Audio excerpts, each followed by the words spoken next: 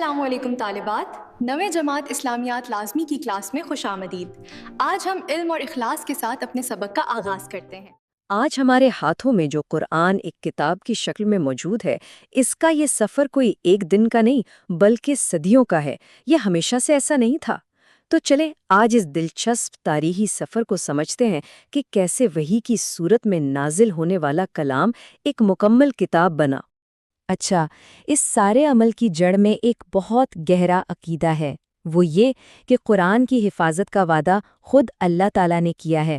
یہ آیت صرف ایک اعلان نہیں ہے، بلکہ یہ اس عظیم انسانی کوشش کی روحانی بنیاد ہے جو اس خدائی وعدے کو پورا کرنے کے لیے کی گئی۔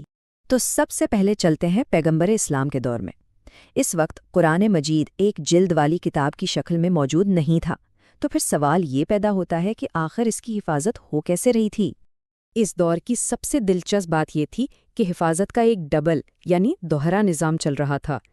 ایک طرف تو صحابہ اکرام تھے جنہیں ہم حفاظ کہتے ہیں، جو اسے اپنے دلوں میں، اپنے سینوں میں محفوظ کرتے تھے، اور دوسری طرف جو بھی چیز لکھنے کے لیے ملتی اس پر اسے لکھ لیا جاتا تھا۔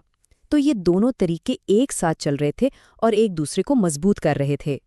ذرا تصور کریں، آج کی طرح کاغذ اور کتابیں تو تھی نہیں۔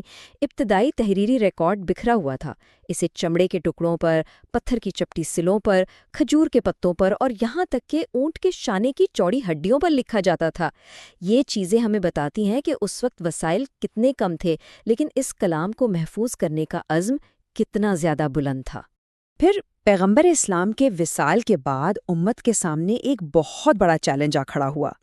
وہ صحابہ جو قرآن کے چلتے پھرتے نسخے تھے یعنی حفاظ، وہ ایک ایک کر کے دنیا سے جانے لگے۔ اس سے ایک بحرانی کیفیت پیدا ہو گئی کہ اس مقدس متن کو آنے والی نسلوں تک مکمل اور صحیح حالت میں کیسے پہنچایا جائے۔ اسی بحران کے جواب میں تاریخ کا وہ پہلا بڑا اور فیصلہ کن قدم اٹھایا گیا۔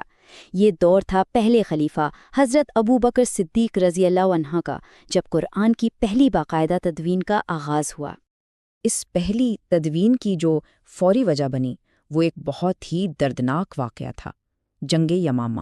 اس ایک جنگ میں سینکڑوں حفاظ شہید ہو گئے۔ اچانک یہ حقیقی خطرہ سامنے آ گیا کہ کہیں قرآن کا ایک بڑا حصہ ان حفاظ کے ساتھ ہی دفن نہ ہو جائے۔ یہ ایک ایمرجنسی تھی جس پر فوراً کچھ کرنے کی ضرورت تھی۔ تو اس کا حل کیسے نکلا؟ اس کا آغاز ہوا حضرت عمر رضی اللہ عنہ کی دور اندیشی سے۔ انہوں نے خلیفہ حضرت ابوبکر رضی اللہ عنہ کو اس خطرے سے خبردار کیا۔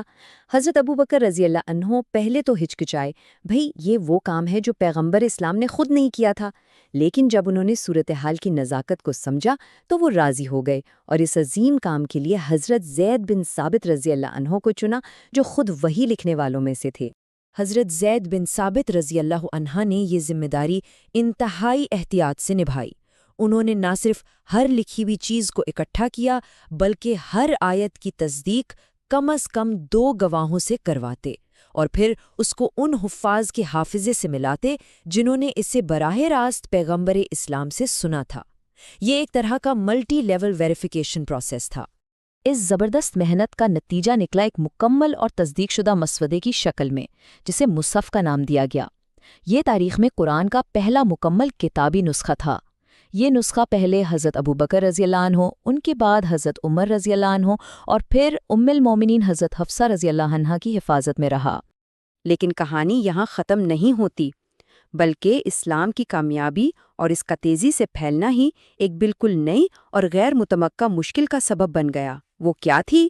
یہ نیا بحران تیسرے خلیفہ حضرت عثمان رضی اللہ عنہ کے دور میں سامنے آیا، اور اس نے قرآن کو ایک معیاری یعنی سٹینڈرڈائزڈ اور متفقہ شکل دینے کی فوری ضرورت پیدا کر دی۔ اب ہوا یہ کہ جب اسلام عرب کی سرحدوں سے نکل کر ایران، آرمینیا اور آذربائیجان تک پھیلا تو نئے مسلمان اپنی زبانوں اور لہجوں میں قرآن پڑھنے لگے۔ اس سے ایک سنگین مسئلہ کھڑا ہو گیا۔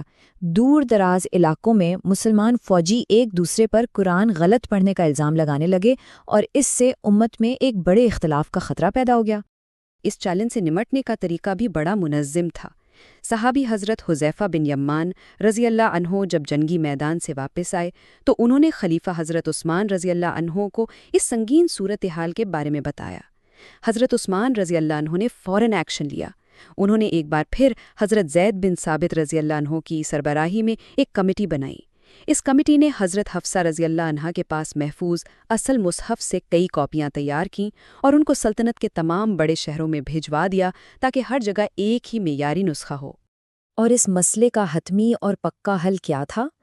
یہ کہ تمام نسخوں کو قریش کے لہجے پر لکھا جائے، کیونکہ قرآن اسی لہجے میں نازل ہوا تھا اور یہ خود پیغمبر اسلام کا لہجہ تھا۔ اس ایک فیصلے نے سارے اختلافات کو ختم کر دیا اور پوری امت مسلمہ کو قرآن کے ایک متفقہ متن پر اکٹھا کر دیا۔ تو اب ان تمام نسلوں کی کوششوں کا حتمی نتیجہ کیا نکلا؟ آئیے اس تاریخی سفر کے جو دیر پا اثرات مرتب ہوئے ان پر ایک نظر ڈالتے ہیں۔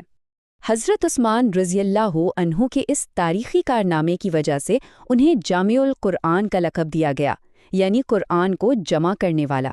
لیکن یہاں جمع کرنے کا مطلب صرف اکٹھا کرنا نہیں تھا، بلکہ امت کو ایک کتاب پر متحد کرنا تھا۔ اور یہ ہمیں ایک آخری اور بہت بڑے سوال پر لا کر چھوڑتا ہے۔ 1400 سال پر پھیلے اس محتاط اور پیچیدہ عمل نے آخر کار اس کتاب کو وہ شکل کیسے دی جسے آج دنیا بھر کے تقریباً 2 ارب لوگ پڑھتے ہیں اور اس سے رہنمائی حاصل کرتے ہیں؟